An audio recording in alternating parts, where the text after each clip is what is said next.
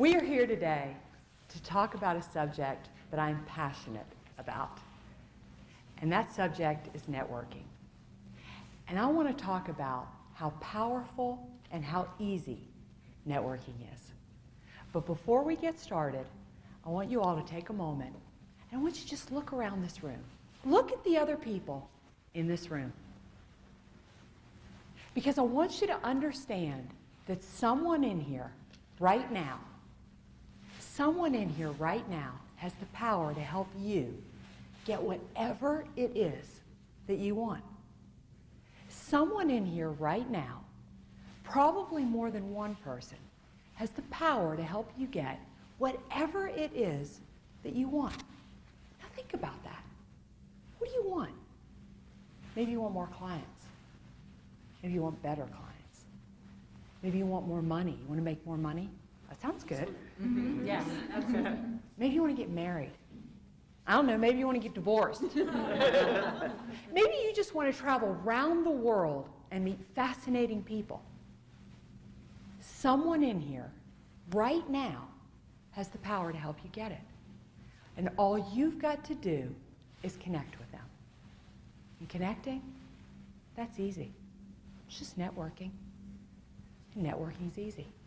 Not only does someone in here right now have the power to help you get what you want, but they actually want to help you get it. See, we got a basic human desire to want to help other people. But people can't help us if they don't connect with us, if they don't know what we want, and if we don't ask them to help us. Asking's easy. It's just networking. Networking's easy. I got to tell you, I am passionate about networking. Passionate about it. I truly believe in my heart that if you build your network, you'll change your life. If you build your network, you'll change your life. There's just 3 little things you've got to know if you want to make networking easy. 3 little things you've got to know if you want to make networking powerful. And 3 little things you got to know if you want networking to create opportunities and experiences that are going to help you create and build dreams that are beyond your wildest imagination right now. I got to tell you first, though, when I say that to people, I usually get 1 or 2 reactions. See if you see yourself in this. The first reaction that I get from people is, networking makes me so nervous. I don't like to talk to people I don't know. Please don't make me network. And when I hear that, that just hurts my heart. Because I think to myself, no one's ever bothered to show that person how easy networking can be. And no one's ever bothered to show that person how powerful networking can be. And they don't understand that it's just a few moments spent outside their comfort zone. Just a couple of moments spent outside their comfort zone. They could get a return on investment more powerful than anything else they do. The second reaction I get is, I already know how to network. I don't need this lady. And I don't need to talk to this lady, because I am a great networker. That one makes me laugh, because that was me. It's like looking in a great big mirror. That was me. I thought I knew how to network. You know, I was living a pretty good life. I always reasonably met my goals, making a pretty good living. But what I didn't understand was that I was making the journey far harder and more complicated than it had to be. Because sure, I knew a lot of people, but I didn't know how to network. Because I didn't understand that networking meant systematically making connections and then turning those connections into opportunities to help me get what I want and to help other people get what they want. As I said, networking's easy. There's just 3 little things you've got to do if you want to make networking powerful. 3 little things you've got to do if you want to turn networking into opportunities and experiences to help you get what you want. Do you want to talk about those 3 little things? I would love I want to talk about those 3 little things. In fact, I think I'm going to call them 3 little secrets because that sounds a little more enticing than 3 little things. Would you agree with that? Yes. All right. You ready? Yeah. Take notes because this is good. First secret is you have got to approach networking with a servant's heart. You have got to approach networking first with the attitude, I'm just going to help other people get whatever it is that they want. Now I see you looking at me. And you're thinking, I'm going to tell you what you're thinking. You're thinking, lady, you just told me that these people are going to help me. Now you want me to help them. I'll get it. Well, that's exactly what I want you to do. I want you to approach networking first with the attitude strictly of helping other people get exactly what it is that they want. Because networking closely follows one of Stephen Covey's 7 habits of highly effective people. And I know you know this habit, so if you know it, you say it with me. The fastest way to get what you want is to help others get what they want. Absolutely. Because if you first invest in other people, you get a chance to begin to allow a relationship to build, to begin to allow trust to build, and to begin to allow your credibility to build. So if you lead with a servant's heart, I promise you, your payoff's going to come, and it's going to come big.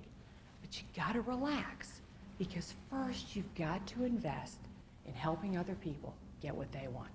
Secret 1. Secret 2. I'm kind of liking this secret thing. Secret 2. Secret 2 is you've got to ask questions and you've got to learn.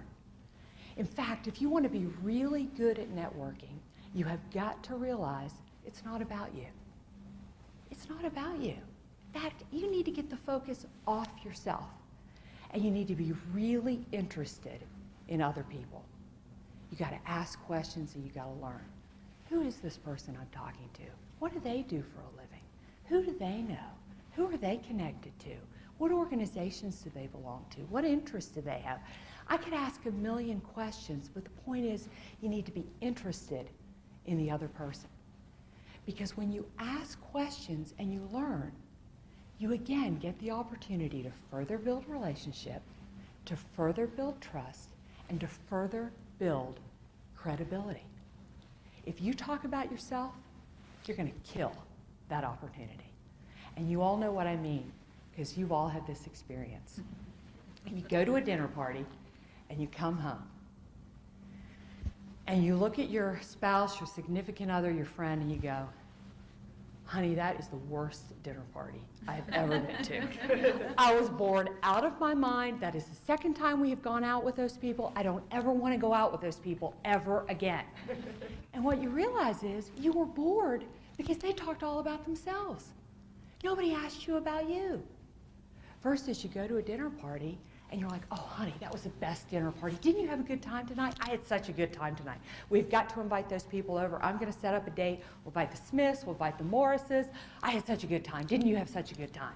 And what you realize is you had a good time because you got to talk about yourself. People love to talk about themselves. But here's the kicker. If you ask them questions, they're going to freely give you the information that you need to first help them get what they want. But more importantly, they're going to give you the information that you need so that down the road, you can ask them to help you get what you want. So we've led with a servant's heart. We've asked questions and we've learned. 3. Third secret.